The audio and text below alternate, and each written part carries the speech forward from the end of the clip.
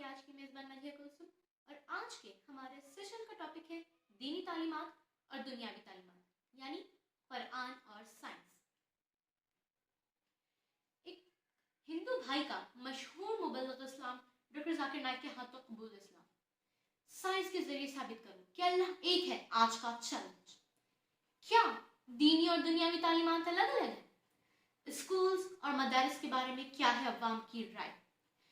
کیا عوام اپنے بچوں کو دینی تعلیم سے اسی طرح متعارف کروائیں گے کہ جس کے وہ حقدار ہیں؟ تو چلیے جانتے ہیں ان سب کے بارے میں ڈیٹیل سے وداؤٹ سیشن سچائی۔ آج سے کچھ ہی روز پہلے ایک ہندو بھائی مشہور مبلغ اسلام ڈاکٹر ذاکر نائک کے ہاتھوں مشرف اسلام ہے۔ تفصیلات میں بتایا جاتا ہے کہ انہوں نے ڈاکٹر صاحب سے کہا کہ اگر آپ سائنس کے ذریعے پروف کر دیں کہ اللہ ایک ہے تو میں مسلمان ہو جاؤں گا۔ ڈاکٹر صاحب مسکراتے ہوئے اسٹیج پر تشریف لائے اور رسمی گفتگو کے بعد فرمایا کہ آپ یہ بتائیے یہ کائنات کیسے وجود میں آئی؟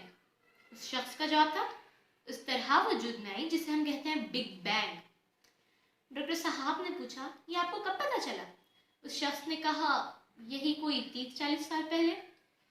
تب ڈاکٹر صاحب نے کہا لیکن مجھے تو میرے رب نے 14 سال پہلے قرآن میں بتا دیا تھا کہ کائنات بگ بینگ کے ذریعے وجود میں آئی۔ ملاحظہ کیجیے سورہ انبیاء سورہ نمبر 21 آیت نمبر 30۔ پھر ڈاکٹر صاحب نے سوال کیا آپ یہ بتائیے کہ دنیا کی شکل کیسی ہے؟ اس شخص نے کہا یہ بیدوی شکل ہے، آسٹرچ کے انڈے جیسی۔ تب ڈاکٹر صاحب نے کہا آپ کو کب پتہ چلا؟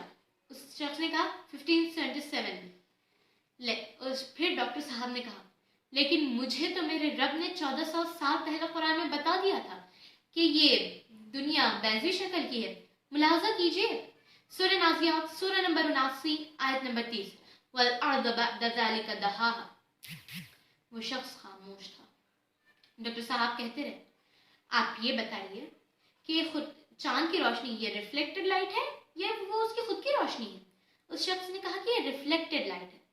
ڈاکٹر صاحب نے پوچھا آپ کو یہ کب پتہ چلا؟ اس شخص کا جواب تھا 300 سال پہلے۔ تب ڈاکٹر صاحب نے کہا لیکن قرآن میں تو 1400 سال پہلے سے لکھا ہوا ہے کہ چاند کی روشنی یہ ریفلیکٹڈ لائٹ ہے۔ ملاحظہ کیجیے صرف رقام سورہ نمبر 25 آیت نمبر 61۔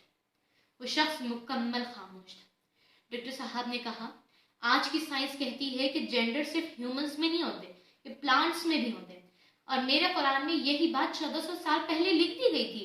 ملاحظہ کیجیے سورہ رحمان سورہ نمبر 55 آیت نمبر 52۔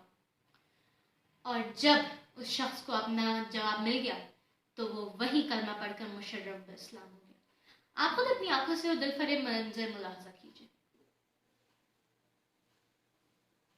اشہدو اللہ الہ الا اللہ واشہدو ان محمدن عبدہ ورسولہ۔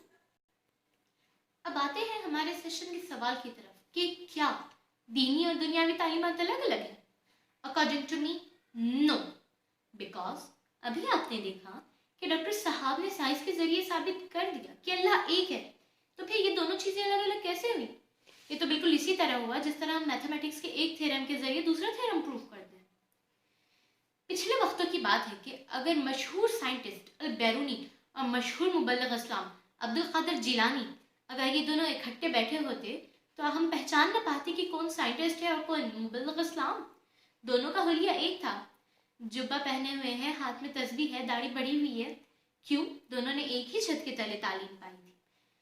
اور اگر آج کوئی سائنٹسٹ اور کوئی مولوی صاحب ساتھ بیٹھے ہیں تو آپ جھٹکے میں پہچان جائیں گے کہ مولوی صاحب ہے۔ کیوں؟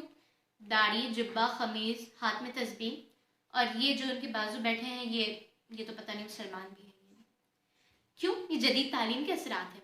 آج ہم لوگوں کے ذہن نے دینی تعلیم کو دنیاوی تعلیم کے مقابل لا کر کھڑا کر دیا ہے، جبکہ ایسا کچھ نہیں ہوتا۔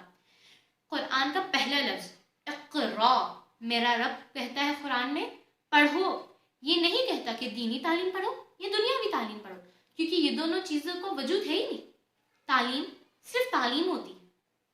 اب میں آپ لوگوں سے سوال کرتی ہوں کہ کیا اتنا سب کچھ کہنے کے بعد بھی، قرآن کو سائنس سے پروف کرنے کے بعد بھی آپ اپنی پرانی رائے پر قائم رہیں گے یا اس کو بدلیں گے؟